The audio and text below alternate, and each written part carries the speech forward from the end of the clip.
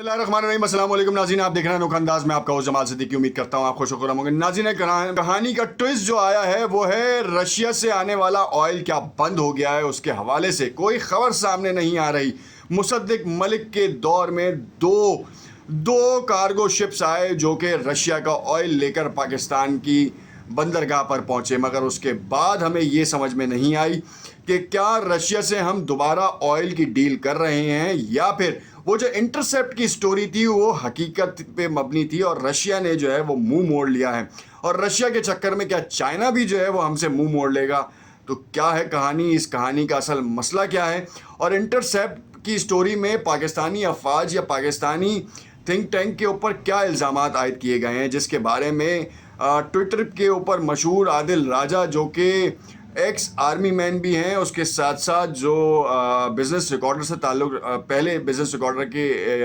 Digital editor رہے ہیں وقاص، انہوں نے جو ہے وہ اس سٹوری کو بریک کیا تھا، اور اس میں انہوں نے کیا کیا کہانی کی ہے، کچھ الزامات عائد کیے ہیں، حقیقت کے حوالے سے کیا چیزیں ہیں یہ تو آنے والا وقت بتائے گا، یا پھر نگراں حکومت کو اس کو باقاعدہ طور پر دیکھنا ہے، دفتر خارجہ اس کے اوپر جو ہے نا وہ اپنا بیانیہ پیش کرے تاکہ قوم کے پاس جو ہے حقیقت پہ مبنی خبریں آئیں۔ کیا واقعی انٹرسیپٹ کی سٹوری میں جان ہے، اور جو جس طریقے کی وہ باتیں کر رہے ہیں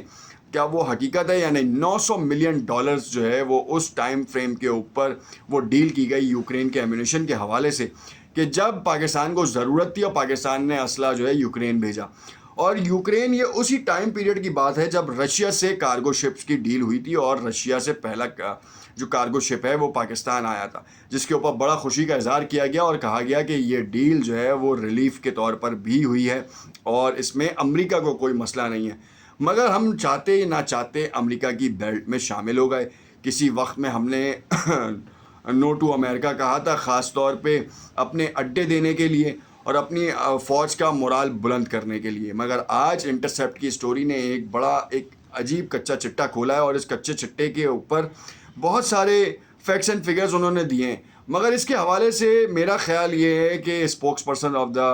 آرم فورسز کو آنا چاہیے اور اس حوالے سے بیان دینا چاہیے، یا تو اگر ملک کی خاطر اگر انہوں نے ایسا کیا ہے تو اسے قبول کریں اور اسے بتائیں کہ دیکھیں پاکستان کی معیشت اس وقت اتنی خطرناک صورتحال اختیار کر گئی تھی کہ ہمارے پاس اس کے علاوہ کوئی چارہ نہیں تھا، جیسے آرمی چیف نے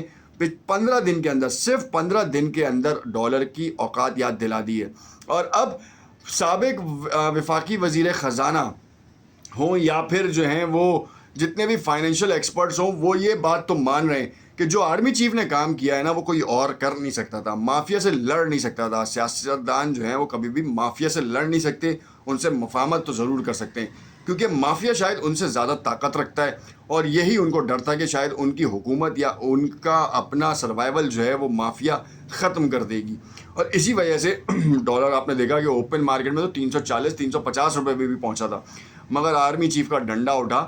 پشاور کی مارکیٹ سیل ہوئی، تورخم بارڈر کے اوپر روک ٹوک ہوئی، افغانستان اسمگلنگ کو بالکل بین کیا گیا، تقریباً بین کر دیا گیا، ایران بارڈر کے اوپر سیل ہونا شروع ہوئی جہاں سے ڈیزل آ رہا تھا جو کہ پاکستان کی معیشت میں بڑا ڈینٹ مار رہا تھا، اس کو بھی روکا گیا، اور اسی طریقے سے متعدد ایسے اقدامات کیے گئے، حوالہ ہنڈی کے جو لوگ تھے ان کو پکڑا گیا، تقریباً 500، میں نے جیسے لاسٹ ٹائم بھی بتایا کہ 500 کے قریب افراد تھے جن کو پکڑا گیا اور ان کے خلاف بڑی اہم کارروائی بھی کی گئی۔ تو کیا یہ آرمی چیف کے اوپر ہی رہتی ہے کہانی؟ جو ماضی میں سیاستدان تھے، ان پوسٹوں پہ بیٹھے تھے اور جن کا کام تھا انہوں نے یہ کام نہیں کیا تو ان سے تنخواہیں بھی واپس لیں اور وہ پاکستان کے اس قیمتی وقت کا حساب بھی لیں کہ جنہوں نے اپنی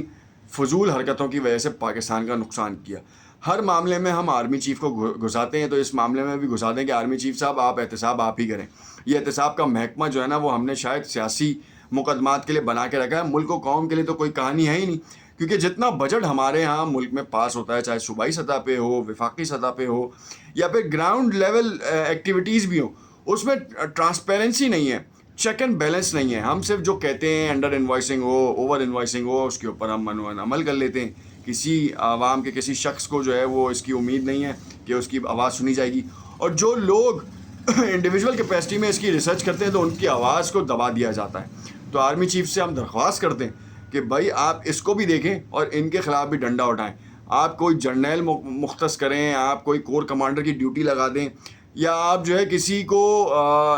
لوور رینک سے اٹھا کے جو ہے نا ان کی باقاعدہ آڈٹ رپورٹس کو ٹریک کرنا شروع کر دیں. میرا تو خیال یہی ہے کہ جتنا منظم ادارہ اور جس طریقے سے کر رہا ہے تو وہ انہیں کو دے دینا چاہیے. اسی طریقے سے عدالتوں کے انصاف کے اوپر بھی جو ہے نا وہ چیک اینڈ بیلنس ہونا چاہیے کہ وقت پہ انصاف ہو رہا ہے یا نہیں. بڑے عہدوں پہ تو ہر کوئی بیٹھ جاتا ہے, چاہے وہ بلڈنگ کنٹرول اتھارٹی کا ڈی جی ہو, اس کی ناک کے نیچے سے اگر غلط کام ہو رہا ہے تو پھر اس کا اس عہدے پہ بیٹھنے کا فائدہ کیا ہے, اور اس عہدے پہ بیٹھ کر حکومت کی تنخواہ لینے کا فائدہ کیا ہے. کیونکہ حکومت کے پاس جو پیسہ ہے نا وہ حکومت کا اپنا تو ہے نہیں, گھر سے لائے تو ہے نہیں, عوام کے ٹیکس کے پیسوں کا پیسہ, ٹیکس کا پیسہ ہے, اور عوام کے پیسوں سے جو ہے وہ یہ لوگ عیاشیاں کر رہے ہیں. آپ کسی کا احتساب آپ دیکھ لیں کہ پچھلے 75 سالوں میں کسی بھی ایک شخص کا, حکومتی عہدہ رکھنے والے ایک شخص کا ایسا احتساب ہوا ہو اور جس کو میڈیا پہ شائع کیا گیا ہو کہ ایک شخص ڈی جی ہے, اس کی تنخواہ جو ہے 3 لاکھ روپے ہے آج کے وقت کے حساب سے, مگر اس کی آپ جائیدادیں دیکھیں تو موروثی تو ہے نہیں. موروثی جائیدادیں ہوتی تو پہلے ہی پتہ ہوتا. اس نے ایسی جائیدادیں بنا لی ہیں, یا پھر جب وہ ریٹائرڈ ہوتا ہے تو ایسی جگہوں پہ رہتا ہے کہ وہ ایک خواب ہوتا ہے. پرائیویٹ میں کام کرنے, پرائیویٹ آرگنائزیشن میں کام کرنے والے شاید اس سے زیادہ تنخواہیں لیتے ہیں, مگر وہ مراد اور وہ لیوشنس ان کو نہیں آتی. تو یہاں پہ سوال بڑے اٹھتے ہیں. ان سوالوں کے جوابات جو ہے نا عام عوام کو چاہیے, اور یہ عام عوام کے جوابات دے گا کون, یہ سب سے بڑا مسئلہ ہے. ہم سیاسی نعروں کو ہٹا دیں, سیاسی مقدمات کو ہٹا دیں, مگر ملک کو چلانے کے لیے اب ڈنڈے کی ضرورت ہے, اور ڈنڈا سیاست دانوں سے نہیں لگ رہا. الیکشن تو نہیں ہوتے, مجھے تو نہیں لگتا کہ الیکشن ہوں گے. ہو سکتا ہے الیکشن ہو, جمہوری طریقہ کار ہے, آئین کے مطابق ہو, آئین کی پاسداری کرنی چاہیے, عدالتوں کا احترام کرنا چاہیے. مگر اس وقت ملک کی ضرورت یہ ہے کہ ہمیں ڈنڈا اٹھا کے ملک کی معیشت کو ایک دفعہ صحیح ڈگر پہ لے کے آنا چاہیے. کیا آپ میری اس بات سے اتفاق کرتے ہیں یا نہیں؟ اور دوسری جانب یہ جو کہہ لیں کہ جو ریڈز ہیں یا جو ایک خوف ہے, اس کو ختم ہونا چاہیے, اس تاثر کو ختم ہونا چاہیے. اور آرمی چیف سے یہ بھی ہے کہ آپ جو ہے نا یہ تھانوں کے کلچر کو جو ہے نا ذرا آڈٹ کر لیں. ایک بار تھانوں کا کلچر صحیح ہو جائے, یہاں پہ بندہ موجود ہو, تھانے میں بندے موجود نہیں ہوتے, تھانے میں جو ہے نا وہ کتے پہرا دے رہے ہوتے ہیں, اور جو اہلکار ہوتے ہیں وہ ڈیوٹیوں کے بجائے وہ کہیں اور گھوم رہے ہوتے ہیں. ایک تھانے کی 300 کم سے کم نفری اگر آپ جا کے دیکھیں تو نہ علاقوں میں ملتے ہیں نہ تھانوں میں ملتے ہیں. ایک بندہ بیچارہ بیٹھا ہوگا کمپیوٹر کے اوپر, وہ آن لائن آپ کی جو ہے نا وہ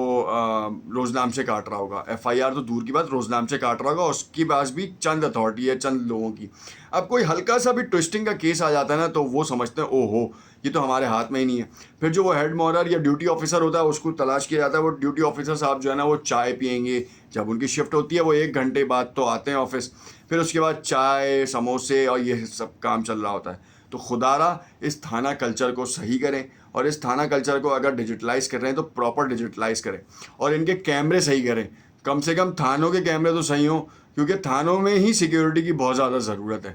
لوگوں کو بچانے کے لیے. کیونکہ ہر روزنامچے کے لیے 200 روپے مانگ لیے جاتے ہیں یا 500 روپے غریب سے مانگ لیے جاتے ہیں. کوئی اپنی ایف آئی آر کرایا تھا, بولتا 2 سموسے لے آؤ, 2 سموسے نہیں یار 2 چائے لے آؤ, اچھا یار تم 100 روپے دے دو, یار یہ کر لو 200 روپے دے دو. جس کا جو مرضی آ رہی ہوتی ہے وہ کام کر لیتے ہیں. اور پولیس والے چیکنگ بھی ایسی کرتے ہیں, جو انڈیویجول آج کل جو اجازت دے دی ہے وہ چھوٹے موٹے علاقوں میں کھڑے ہو جاتے ہیں, جگہوں پہ کھڑے ہوتے ہیں جہاں سے لوگ آ رہے ہوتے ہیں. اب وہاں ان کو پکڑ لیتے ہیں. اب بھائی چور وہاں سے نہیں آ رہا, چور جہاں سے آ رہا آپ وہاں نہیں جا رہے.